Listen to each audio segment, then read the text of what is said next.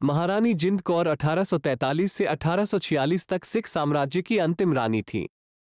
वो सिख साम्राज्य के पहले महाराजा रणजीत सिंह की सबसे छोटी पत्नी और अंतिम महाराजा दलीप सिंह की मां थी। स्वसंप्रभुता ने उन्हें और सिखों को दो चीजें सिखाई, शासन करना या विद्रोह करना। सिख राज कैसे खत्म होया, कैसे अंग्रेज दलीप सिंह को लंदन ले गए और कैसे अपने धर्म में उनको परिवर्तन कर दिया। तो चलिए दोस्तों शुरू करते हैं। सिख साम्राज्य के महाराजा रणजीत सिंह की खूबसूरत पत्नी महारानी जिंद कौर को विद्रोही रानी, द मिसालिना ऑफ पंजाब और द क्वीन मदर जैसे नामों से याद किया जाता है। महारानी जिंद कौर महाराजा रणजीत सिंह के सबसे छोटी महारानी थी। अंतिम महाराजा दलीप सिंह उनके ही पुत्र थे।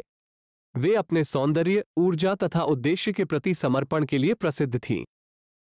इसलिए उन्हें रानी जिंदा भी कहते थे। किंतु उनकी प्रसिद्धि का मुख्य कारण अंग्रेजों का उनसे डरना है। अंग्रेज उनको पंजाब का मैसालिना कहा करते थे, जिनके विद्रोह को दबाना अत्यंत कठिन था। भले ही उनकी प्राथमिक पहचान महाराजा रणजीत सिंह की पत्नी के नाम से थी, लेकिन बोजानी अंतिम सिख शासक की मां के रूप में पहचानी जाती है। महारानी जिंद कौर पिंड चौड़, सियालकोट, तहसील जफरवाल निवासी सरदार मन्ना सिंह औलख जाट की पुत्री थी। 1843 में जब दलीप सिंह गद्दी पर बैठा तो वो नाबालिग था, तो जिंदा रानी उसकी संरक्षिका बनी। 10 फरवरी 1846 को सिखों और अंग्रेजों के बीच आखिरी युद्ध सबराना में लड़ा गया था। इस युद्ध में डोगराओं की दुष्ट रणनीति से सिखों की हार हुई। इस युद्ध के बाद सिख साम्राज्य का सूर्य हमेशा के लिए अस्त हो गया। 12 दिसंबर 1846 को अंग्रेजों ने महारानी को सरकारी मामलों में हस्तक्षेप करना बंद कर दिया। अंग्रेजों ने महारानी को समन बुर्ज लाहौर दरबार में नजरबंद कर दिया।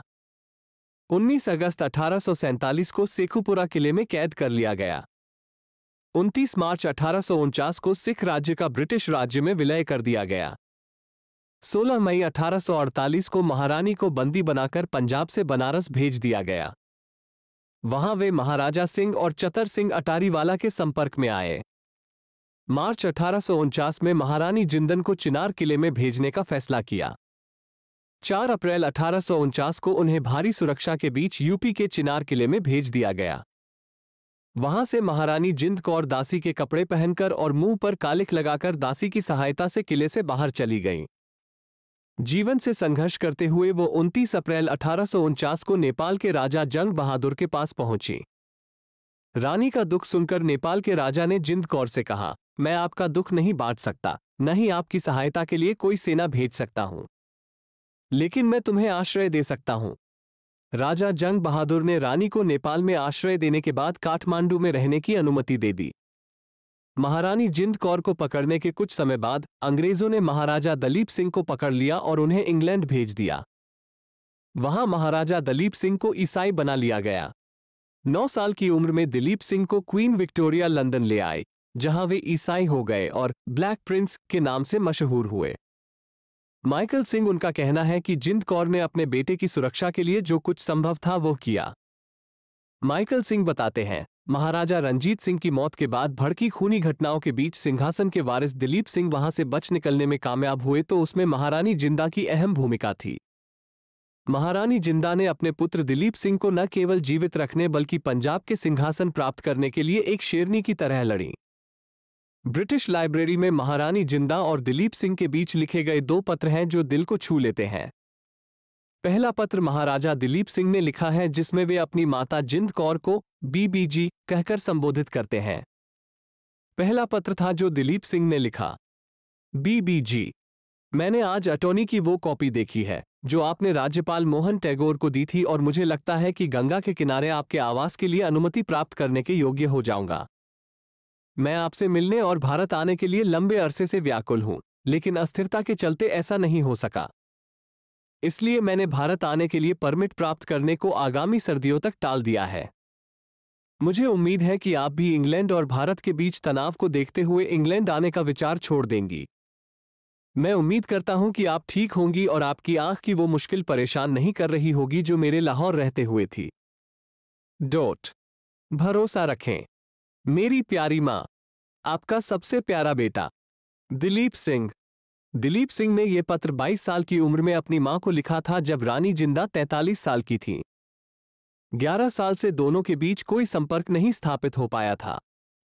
दरअसल ब्रिटिश सरकार मां बेटे के बीच संबंधों पर नजर रखती थी क्योंकि उन्हें इस बात का डर था कि जिंद कौर दिलीप सिंह की राजनीतिक सोच समझ को नकारात्मक रूप से प्रभावित कर सकती हैं। महारानी जिंदा अपने बेटे दिलीप सिंह से अलग होने की वजह से बहुत उदास थीं और वह किसी भी कीमत पर अपने बेटे के साथ रहना चाहती थीं। वो ब्रिटिश सरकार को लिखे जाने वाले पत्र में कहती हैं कि दिलीप सिंह को उनसे अलग कर दिया, जिन्हें उन्होंने 9 महीने अपनी कोख में रखा था। जिंद कौर ने नेपाल में 11 साल तक निर्वासित जीवन बिताया और इस दौरान उनका अपने बेटे के साथ कोई संपर्क नहीं था। महारानी जिंद कौर अपनी आंखों की रोशनी गंवा चुकी थी, उनका स्वास्थ्य खराब रह रहा था। अपने इकलौते बेटे की एक झलक देखने की इच्छा मन में लिए उन्होंने अपने ई बेटे को दूल्हा जी कहकर पुकारा है। दूसरा खत जो महारानी जिंद कौर ने अपने पुत्र दलीप सिंह को लिखा। दूल्हा जी, 4 अक्टूबर 1859 को अंग्रेजी में लिखा और गुरमुखी में हस्ताक्षरित तुम्हारा पत्र मुझे 19 जनवरी 1860 को नेपाल के एक मंत्री की मध्यस्थता से मिला। पत्र को सुनकर मुझे बहुत खुशी हुई। एक मरा व्यक्ति जीवन का अंकुरण हासिल कर नया जीवन प्राप्त करके प्रसन्न हो जाता है। मैं तुम्हारा पत्र पाकर बहुत प्रसन्न हूं। दूल्हा जी, मैं तुम्हारे पत्र का जवाब लिख रही हूं। 200-300 विधवाएं मेरी तरह ही तुम्हें देखने के लिए व्याकुल चिंतित हैं।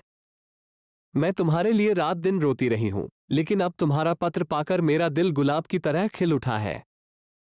तुमने मेरी आंखों की तकलीफ के बारे में पूछा है तो मैं तुम्हें बताना चाहती हूं कि तुम्हारा पत्र देखने के बाद वो पूरी तरह से ठीक हो गई है। अभी मैं नेपाल के काठमांडू में रह रही हूं और यहां के दरबार में मेरा बड़ा सम्मान है।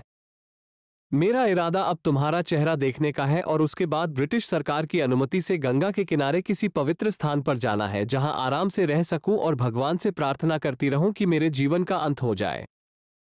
लेकिन इस पर तुम जो भी सुझाव दोगे उस पर अमल करने के लिए तैयार हूं। भरोसा रखो मेरे प्यारे बेटे। तुम्हारी प्यारी मां, महारानी जिंदा। नेपाल के राजा जंग बहादुर ने मां बेटे के मिलन के लिए ब्रिटिश सरकार को पत्र लिखा। अंग्रेजों ने मिलने की इजाजत दे दी, लेकिन शर्त रखी कि वे कलकत्ता में मिल सकते हैं। जनवरी 1861 में दिलीप सिंह इंग्लैंड से कलकत्ता आए। उनकी मां 13 साल बाद अपने बेटे से मिलने कलकत्ता आए। मां और बेटे की मुलाकात कलकत्ता के स्पेनिश होटल में हुई। महारानी जिंदा की आंखों की रोशनी चली गई थी। उसने अपने बेटे को गोद में लिया और उसे प्यार किया। वो धीरे धीरे अपने बेटे को पहचानकर उसके सिर पर हाथ ले गई। महारानी अपने हाथों से उसके सिर पर जूड़ा बनाती थी और आज वो जूड़ा और पगड़ी बन्नी देखना चाहती थी, लेकिन बाल कटे होने के कारण न तो पगड़ी हाथ आई और न ही जूड़ा। जब उसने अपना चेहरा छुआ तो वो भी साफ था।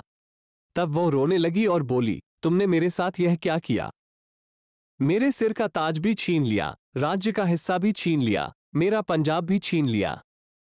मेरा बेटा भी बिछड़ गया, मेरी प्यारी सिखी भी मेरी जिंदगी से छीन गई। कलकत्ता से लौटते समय दलीप सिंह अपनी मां को अपने साथ इंग्लैंड ले गए, लेकिन वहां मां बेटे को एक साथ रहने की इजाजत नहीं थी। दिलीप सिंह को लंदन में रखा गया था। जिंद कौर को कैंसिंगटन में रखा गया। महारानी जिंद कौर ने अपने पुत्र दलीप सिंह से कहा, बेटा, जब मैं मर जाऊं तो मेरा शव यहां से ले जाकर मेरे शीश महाराज रणजीत सिंह के चरणों में रख देना। मेरा दाह संस्कार भी मेरे शीश के स्मारक के पास ही किया जाए, ताकि मेरे शीश की मिट्टी यहीं जलकर इन क्रूर जालिमों की मिट्टी में न मिल जाए। 1 अगस्त 1863 को कैंसिंगटन, लंदन में रानी जिंद की मृत्यु हो गई। इसे अस्थायी रूप से कैंसल रॉकिन कब्रिस्तान में दफनाया गया था। 6 महीने बाद दिलीप सिंह को अपनी मां का सिर भारत लाने की इजाजत इस शर्त पर मिली कि वो उसका दाह संस्कार पंजाब में नहीं कर सकते। दिलीप सिंह अपनी मां का शव लेकर मुंबई पहुंचे। नासिक में नर्मदा नदी के तट पर उनका दाह संस्कार कर वे वापस लौट आए। महाराजा दलीप सिंह की बेटी शहजादी बम्बा का जन्म 29 सितंबर 1869 को लंदन में हुआ था। विवाह के बाद वे सिख राज्य की राजधानी लाहौर में गुलजार नामक बंगले में रहने लगे। जो काम उनके पिता दिलीप सिंह नहीं कर सके वो उन्होंने कर दिखाया। अपनी दादी की अंतिम इच्छा पूरी करते हुए उन्होंने नासिक में जिंद कौर की समाधि खोदी, उसमें से राख निकाली और उसे लाहौर महाराजा रणजीत सिंह की समाधि के पास दफना दिया। इस प्रकार महारानी जिंदान के दुखद जीवन का अंत हो गया।